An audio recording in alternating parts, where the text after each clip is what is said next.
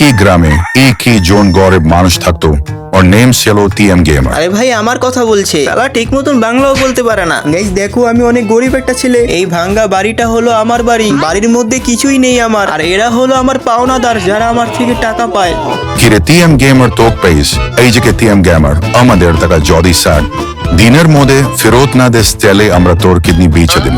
আরে ভাই কিডনি নিয়ে পড়ে আছিস কেন? কয়দিনের মধ্যে তোদের সবার টাকা ফেরত দিয়ে দিব। একদিন টিএম গেমার কাজে যাচ্ছিল তখন ইও দেখতে পেল। আরে এইটা কি? এই বোর্ডটা তো আগে এইখানে ছিল না। বোর্ডের মধ্যে কিছু একটা লেখা আছে, স্কুইড গেম 3। আরে এইটা কি? স্কুইড গেমের পুতুল আর টুংটুং শহর এখানে কি করছে? আরে ভাই তোমরা স্কুইড গেম 3 টিকিট দিচ্ছ নাকি? ওরে বাবা! আরে এইটা কোথায় এসে বললাম আমি? আরে এক মিনিট, এইটা কি? এইটা তো স্কুইড গেম।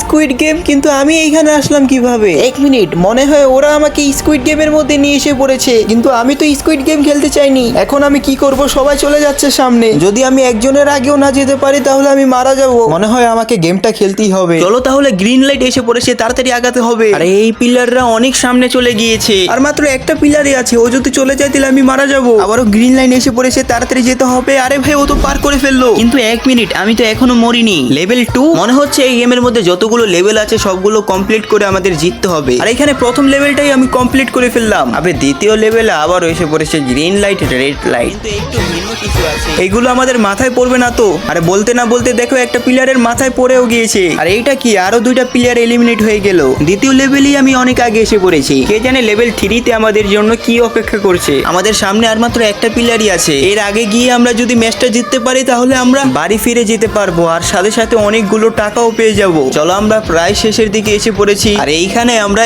এই লেভেলটাও ভিক্টোরি করে ফেলেছি। আর লেভেল 3 তে আমাদের সেই গ্লাসেস ম্যাচটা এসে পড়েছে। আর আমার সামনে যে প্লেয়ারটা ছিল ও মাত্র এলিমিনেট হয়ে গেল। চলো, আমরা এবার সবার সামনে এসে পড়েছি। মনে হচ্ছে সামনের গ্লাসটা ঠিক থাকবে। আবে হ্যাঁ, আমি তো পেরে গিয়েছি, কিন্তু আমি আর সামনে যেতে পারবো না। সামনে গেলে আমি মারা যাব। আমাকে পিছনের প্লেয়ারদের জন্য অপেক্ষা করতে হবে। গাইস, আমি অনেক সামনে এসে পড়েছি, কিন্তু আর সামনে কেউই যেতে যাচ্ছে না। চলো, আমাকেই যেতে হবে। হ্যাঁ, এবারও আমি পেরে গিয়েছি, আর মাত্র একটা ধাপই বাকি আছে। এই তো একটা প্লেয়ার সামনে চলে গেল, আর সাথে সাথে আমরা লেভেল 3ও কমপ্লিট করে ফেলেছি। চলো এবার দেখা যাক লেভেল 4 এ কি আছে। আরে এইটা কোন গেম? এরকম গেম তো স্কুইড গেমে ছিল না। আর এইটার মধ্যে আমাকে কি করতে হবে? দাঁড়াও, এইখানে একটা প্লেয়ার আছে, ও মনে হয় জানে কি করতে হবে। ও ভাই, সবগুলো কালার এইখান থেকে সরে গেল। যে কালারটা দেখাচ্ছে সেই কালারে আমাদের 5 সেকেন্ডের মধ্যে যেতে হবে। চলো, এবার কালো কালার এসেছে। হ্যাঁ, আমি এসে পড়েছি, কিন্তু এই প্লেয়ারটা আমার সামনে চলে গিয়েছে। এবার কি কালার এসেছে এটা? চলো, বেশি দেরি না করে আমাদের এই কালারে যেতে হবে। হ্যাঁ, এবারও আমি এসে পড়েছি। চলো, এখানে আবারও পিঙ্ক কালার এসে পড়েছে। আরে ভাই, আমি শুধুই চিন্তা করছিলাম এই ম্যাচগুলো তো অনেক বেশি সহজ। এবার এসে পড়েছে নীল কালারেরটা, আর দেখো আমি সেই প্লেয়ারটার থেকে অনেক আগে এসে পড়েছি। আরে না, এই প্লেয়ারটা তো আমার আগে। চলো, ব্যাপার না, মনে হয় আমরা দুইজনই এই লেভেলটা এবারই কমপ্লিট করে ফেলবো। আর এই ভাই আমার পিছন ছাড় না। চলো, আর আমরা এই লেভেলটাও কমপ্লিট করে ফেলেছি।